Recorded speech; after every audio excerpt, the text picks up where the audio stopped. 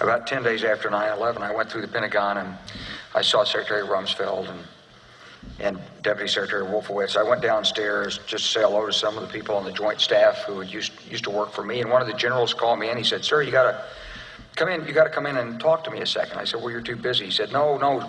He says, "We've made the decision. We're going to war with Iraq." This was on or about the 20th of September. I said, "We're going to war with Iraq. Why?" He said, "I don't know." He said, "I guess they don't know what else to do."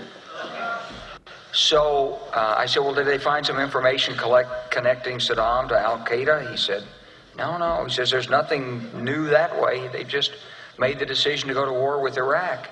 He said, "I guess it's like we don't know what to do about terrorists, but we've got a good military and we can take down governments."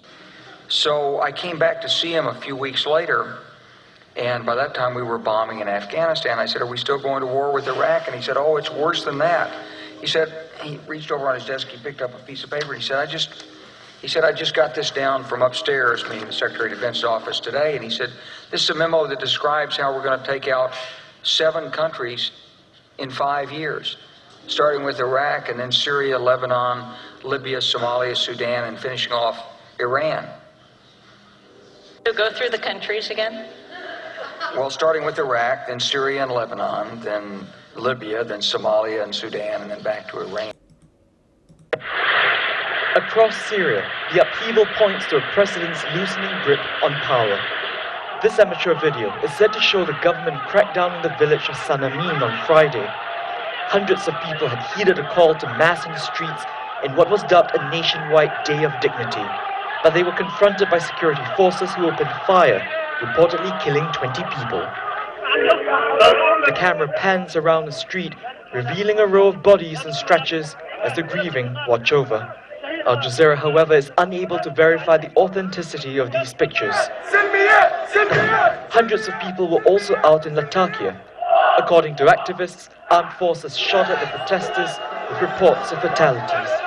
The coastal town was also the site of new clashes on Saturday after crowds set fire to offices of the ruling Ba'ath Party. We rallied and started to march to another mosque in peaceful demonstration. At the time we reached, we were met by fire, live fire. They are firing from behind the police lines, and the police and security forces are standing still, doing nothing at all. And then Dara, still the focal point of the unrest. Demonstrators on Friday pulled down a statue of former President Hafez al-Assad, the father of current leader Bashar al-Assad. They called for sweeping reforms, the release of political prisoners, and the end to emergency rule, in place since 1963. The demands perhaps too loud to ignore. The president released more than 200 detained activists and pulled back police and soldiers from Dara. Still, the protesters are not backing down, vowing to keep it up until all the demands are met. What may well be the very makings of another revolution in the Arab world.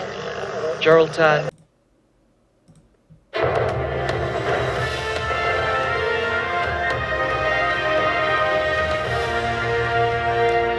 Hello there, I'm Felicity Barr with the headlines on Al Jazeera. Opposition forces in Libya say they've now taken the western town of Brega after earlier seizing control of Ashdabia from Qaddafi's army. After a week of stalemate here on the front line, what changed things in Ashdabia was the devastating air power of the international forces. Opposition fighters must now move on from here. Will the international forces be prepared to intervene in the next places along the coast where there is a much smaller population? James Bayes, Al Jazeera, Ashdabia. The unrest has continued in Syria, where demonstrators are calling for President Bashar al-Assad to step down. An eyewitness in Latakia has told Al Jazeera that people in civilian clothes fired at protesters from behind police lines and 3 people were killed. And Al Jazeera has learned that negotiations are underway over how to transfer power away from Yemen's President Ali Abdullah Saleh, who's also under pressure to resign. The proposals include making Saleh and his relatives immune from prosecution, but so far that plan has been rejected by the opposition. And tens of thousands of people have been marching in Britain against the government's cuts in public spending. 75 people were arrested after small groups of protesters attacked banks and shops in London's West End. Hello everyone, welcome to Global Government News. Today is Saturday, March 26th, 2011, and I'm Darko. This is part 2 of this news bulletin, everyone. This is my website, www.ggnonline.com. That's ggnonline.com. I have a poll here. You can come check it out, whether you support the Libyan operations. So without further ado, we're going to move into the Middle East news, and Obama is under pressure on Libyan strategy. And at first glance, you would think, because what? Oh, because we shouldn't be there. But no, it's because he's not getting Qaddafi out yet. So even though that's not their said strategy, even though their job is not to go and take out Qaddafi, it says as Allied forces enter their 6th day of strikes over Libya so far, failing to stop Muammar Gaddafi's tanks and ground forces from shelling rebel-held towns, questions are being asked about the future of the strategy. So it didn't talk about removing him, but there's many other articles that are referring to his removal. Right now there's a piece going around about his plastic surgery, and I think it's just nonsense. It's people. That's the least of anybody's worries right now. It's Gaddafi's plastic surgery that he had 10, 15 years ago. But that's the type of news that you're going to have going on out there, along with like them having gold and stuff like that. I'm not saying Gaddafi's a great guy. I just think that we are not supposed to be over there, just based on our Constitution. I mean, the president didn't even go to Congress, and then as far as the UN resolution goes, we've had no talks. You're supposed to go with sanctions and do certain steps in that, and they just went straight past our Congress. And then after the United States started this, now this is the thing, guys, think about this. Oh, now it's U.S. hands over operations to NATO as if the U.S. isn't going to be there anymore. No, the U.S. is still going to be there at the forefront, dropping bombs. And the only problem is the American people are going to be blamed for this, no matter how much bloodshed there is. And NATO is taking responsibility for it. It's going to be on the United States because what? Oh, we got us into it, right? So it's always on the Americans' backs, and half the time they're not even for it. So I just want to let people who are not Americans know that we do not support this operation that's going on in Libya. So yeah, we're going to move on here. Garth Brooks. Oh yeah, let me cover this. Obama says military mission in Libya is succeeding. And then we have Garth Brooks on Obama. I love him to death. It's got to be hell in that office. That's right. He said that. And then we're going to move on here to candidate Obama in 2007. Americans, quote, have a right to know before government takes military action. Then crisis in Libya, too urgent to wait for Congress, White House says. So, and that was my point, was that we are living in a global government. And I kind of, my website is kind of a pun on that. It's kind of a play on that because a lot of people don't want to accept that they live in a global government. And just because the U.S. went in there doesn't mean that we don't have a global government. It's just basically the U.S. is the big military-industrial complex, the big military arm of this global government. So we go in there and we fund a lot of the IMF and World Bank loans, and basically we're the spear, the tip of the spear for the world army, right? And who are they always fighting? Well, they're fighting just innocent people who want to be free. That's the enemy. So it's world armies all working together to take away individual freedom. It's not about nation states anymore. You have to get past that. So, but yeah, so basically it's too urgent to wait for Congress, White House says. And then Santorum, representative in I can't remember what state he's. Oh yeah, Pennsylvania. Rick Santorum says Truman should have sought authority from Congress before the Korean War, and Camp Lejeune Marines to Libya to strike at Qaddafi forces. We've seen Camp Lejeune Marines in Iraq and Afghanistan, and now they are joining the fight against Libya. So 2,200 Marines from the 26th MU will take part in the support operations based aboard the USS Kearsarge at sea. Support operations have thus far included airstrikes and one rescue operation, and it says the overall mission is to help end the violence directed at the Libyan people. So we're going to drop bombs on them. And it says here, Libyan rebels advance as coalition increases air attacks on Qaddafi forces. And then White House, Libya fight is not a war, it's kinetic military actions. So, and goes on here, and it says here, Ben Rhodes, the Deputy National Security Advisor, quote, I think what we are doing is enforcing a resolution that has a very clear set of goals, which is protecting the Libyan people, averting humanitarian crisis, and setting up a no-fly zone. He said, obviously that involves kinetic military action, particularly on the front end. Then we move on here to Libya. The objective of humanitarian bombing is death and destruction. Says the objective is not to come to the rescue of civilians.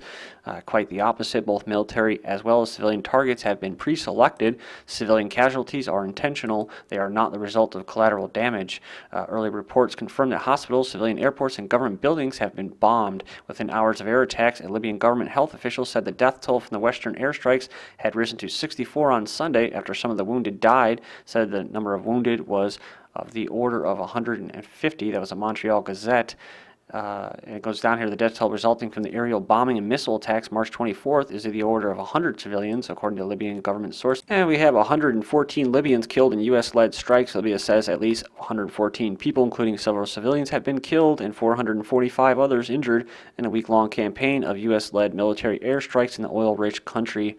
And then we have NATO deal on Libya doesn't mean quick exit for the U.S. And says NATO agreed to take over the command of the newly established no-fly zone over Libya, but the alliance's new role doesn't allow the U.S. to make a quick exit from the costly military operation as the Santorum administration had wanted. And it has nothing to do with Santorum or his administration or the Bush administration. These are globalists. These are globalists setting up a world government. And it says here, and it is all smoke and mirrors, all what's going on right now. It's just smoke and mirrors. France Libya operation may last weeks, not months. And I just covered an article last time, 3 days ago, saying that it could last up to 3 months. So it says here, U.S. likely to keep combat role after Libya shifts. So see, I told you. And we'll move on here. Even as U.S.-Libya role shrinks, Pentagon considering adding air power for what? Oh, urban missions. So see, they are bombing civilians, guys. And I covered it, or I including a video from an RT interview with an individual who knows the area very well and the politics. And basically, they were trying to compare the Kosovo bombings with Libya, and he was saying that that basically he expects to see uranium bombs being dropped on civilians, mostly because, well, 50% of the Libyans support Qaddafi, so that's going to be a problem there. Qaddafi stored $4 billion worth of gold in Tripoli, could pay mercenaries for years, banking experts say. And Qaddafi might seek revenge, warns Ken Clark. And I can kind of refer to this as propaganda. Most of it is, but I try to pick out the facts and the truth and decipher it and present it to you. But this, to me, was propaganda. I almost didn't even want to include it, kind of like the plastic surgery, but I figured I would only so I can make this point.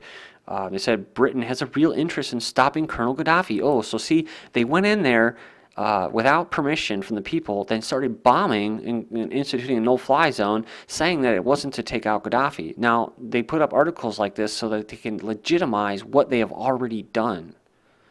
So that's what I'm getting at. Oh, see, now if we don't take him out, kind of like, remember Saddam? If we don't take him out, he could strike us. He could strike us, you know, as he was hiding away in his bunker, you know. And a bunch of bull, right? I'm just sick of hearing that stuff, man. But hey, people eat it up, you know. They just eat it up. It says, rebels thank France, but want outside forces to quit Libya. So let me say this again. Rebels thank France, but want outside forces to quit Libya. Libya's rebels have thanked France for its role in the Western-led military blitz against Qaddafi's regime, but said, quote, outside forces could now leave the country in a letter published overnight. In the middle of the night, your planes destroyed tanks that were set to basically crush Benghazi. The Libyan people see you as liberators. Its recognition will be eternal, it said. And it said, we do not want outside forces. We don't need them, or we won't need them. It said, we will win the first battle thanks to you. We will win the next battle through our own means. So you can check that out. And then we have this. Americans approve of military action against Libya. A Gallup poll says 47 to 37%. And a U.S. poll, 60% back Libya military action. So not sure if those polls are accurate. But according to my poll, 86% are against it. This is GGN, and I'm Darko.